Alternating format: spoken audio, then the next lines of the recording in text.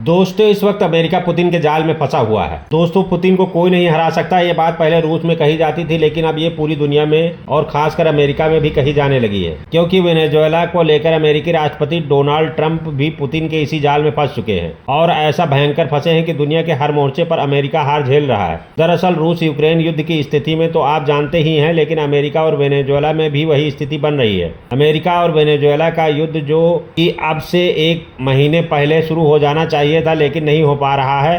हैरानी की बात यह है कि अमेरिका की नौसैनिक फ्लीट पिछले 1-1.5 महीने से वेनेजुएला को घेर कर बैठी हुई है। अमेरिका की इतनी बड़ी नौसैनिक कैरियर फ्लीट वेनेजुएला को घेरे हुए है जितना कई मुल्कों की नौसेना को मिलाकर भी नहीं बन सकती। इस नौसैनिक कैरियर फ्लीट में न केवल डेस्ट्रॉयर और एयरक्राफ्ट कैरियर है, बल्कि इसमें F-22 राप्टर विमान, B-2 बॉम्बर और अनेक लड़ाकू विमान भी शामिल हैं।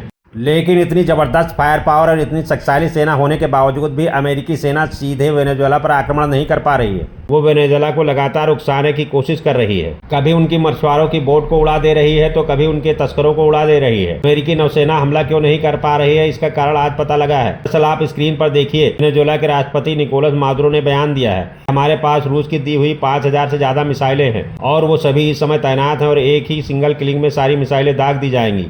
उन्होंने बताया कि हमारी ज्यादातर मिसाइलें एंटी एयरक्राफ्ट और एंटी शिप्स मिसाइलें हैं। यानी वेनेजुएला के राष्ट्रपति का दबे शब्दों में कहना है कि हमें पता है कि हम अमेरिका को हरा नहीं पाएंगे, लेकिन रूस के राष्ट्रपति व्लादिमीर पुतिन द्वारा दी गई हजारों मिसाइलों द्वारा अमेरिका को बहुत बड़ा नुकसान पहुंचा सकते हैं और अमेरिका की पूरी नौसैनिक फ्लीट को तबाह कर सकते हैं और उस पर तमाम नौसैनिकों को भी मार सकते हैं। इतना ही नहीं, हम डायरेक्ट अमेरिका के अंदर भी सीधा हमला करने में सक्षम हैं। इसीलिए अमेरिकी सेना सीधा हमला नहीं कर पा रही है और साथ साथ पीछे भी नहीं हट पा रही है, क्योंकि अगर अमेरिकी सेना पीछे हट गई तो इसे अमेरिका की हार के रूप में देखा जाएगा और इससे वेनेजुएला के राष्ट्रपति निकोलस मादुरो की वाहवाही हो जाएगी। अमेरिका वेनेजुएला के राष्ट्रपति निकोलस मादुरो को अपना सबसे बड़ा दुश्मन मानता है। अमेरिका निकोलस मादुरो को अपने पद से हटाकर अपनी कठपुतली सरकार बिठाना चाहता है। अगर अमेरिकी सेना पीछे हट जाती है तो निकोलस मादुरो लंबे समय तक वेनेजुएला पर राज कर सकते हैं, इसे अमेरिका बिल्कुल नहीं चाहता है। वेनेजुएला संकट के पीछे अमेरिका रूस का हाथ मानता है, इसीलिए अमेरिका हर दिन रूस पर नए प्रतिबंध लगा रहा है। आपको जानकर हैरानी होगी कि अमेरिका के प्रतिबंधों का रूस पर कोई असर नहीं पड़ रहा है।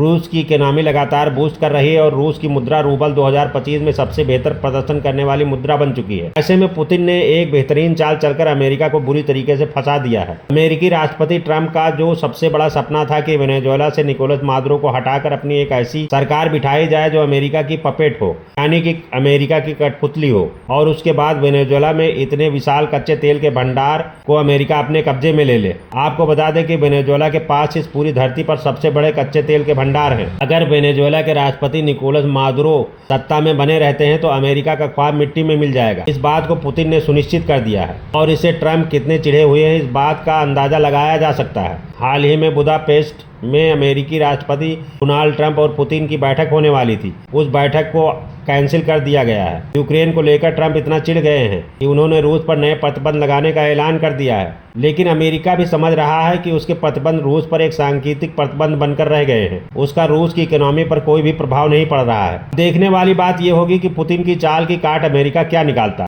ऐसी परिस्थिति में दुनिया का सुपर पावर अमेरिका क्या वेनेजुएला पर आक्रमण करने का जोखिम लेगा या अमेरिकी सेना पीछे हटेगी? आने वाले समय में आपके सभी सवालों का जवाब आपको मिल जाएगा। मैं आपको अपने चैनल के माध्यम से सभी अपडेट देता रहूंगा। सभी अपडेट पाने के लिए हमारा चैनल सब्सक्राइब जरूर कर लें। धन्यवाद।